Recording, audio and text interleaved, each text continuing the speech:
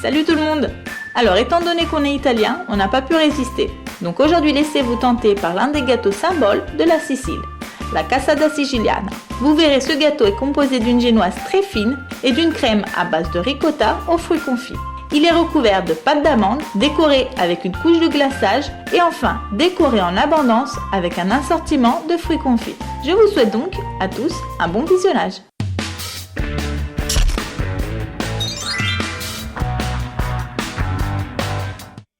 Voici donc la liste des ingrédients qu'il vous faudra pour cette recette.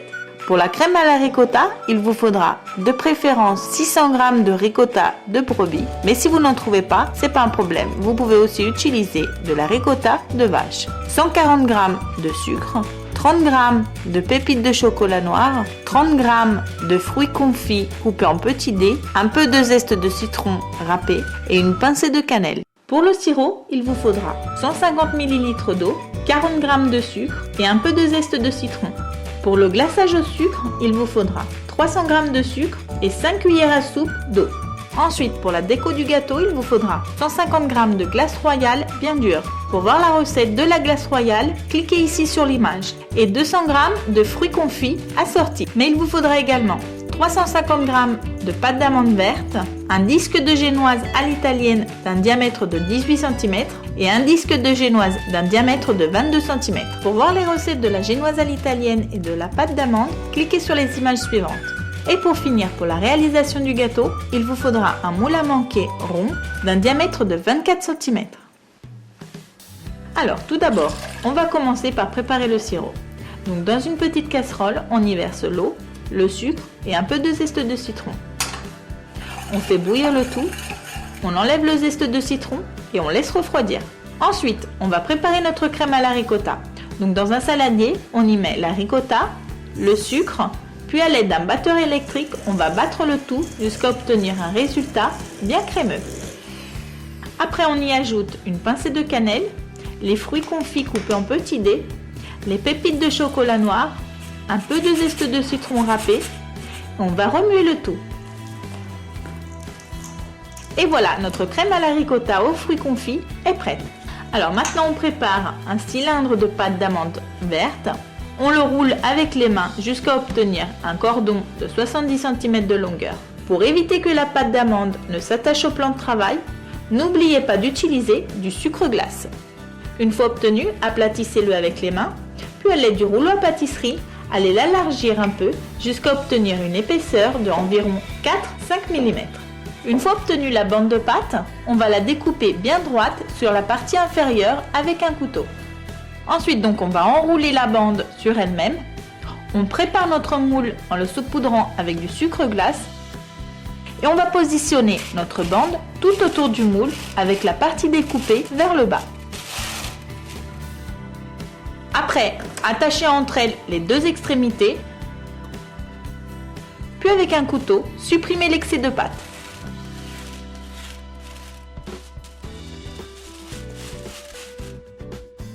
Maintenant, insérez sur la base du moule le disque de génoise de 18 cm de diamètre et mouillez-le avec du sirop. La dimension du disque peut varier selon l'inclination des bords du moule que vous avez choisi.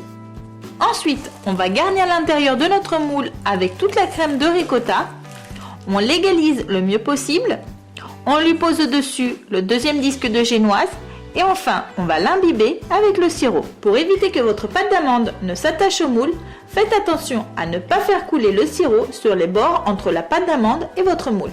À ce stade-là, faites reposer le gâteau une demi-heure au frigo ou bien un quart d'heure au congélateur. Une fois que votre gâteau aura reposé, démoulez-le directement sur votre plat à porter.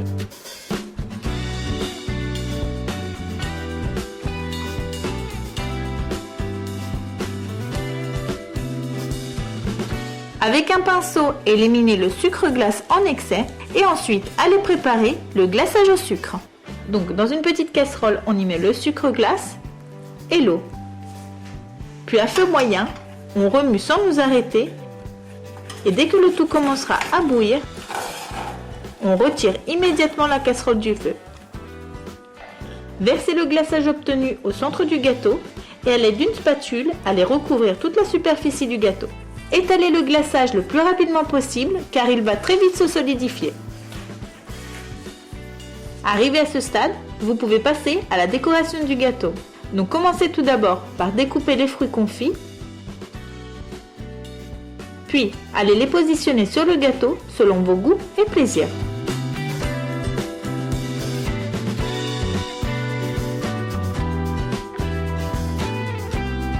Et pour finir, réalisez les décorations tout autour du gâteau avec la glace royale.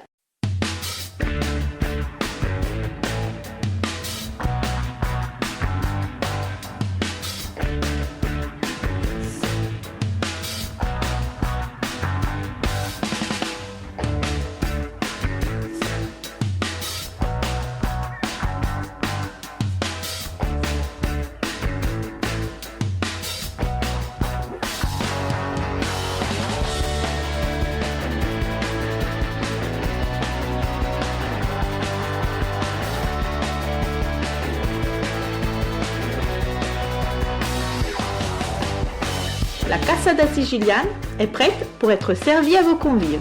En tout cas, nous on espère vivement qu'avec cette recette, on a pu réussir à vous transmettre l'une de nos nombreuses traditions culinaires qui font partie de notre tant aimée Sicile. A très bientôt pour de prochaines vidéos recettes toujours plus surprenantes. Ciao ciao à tous!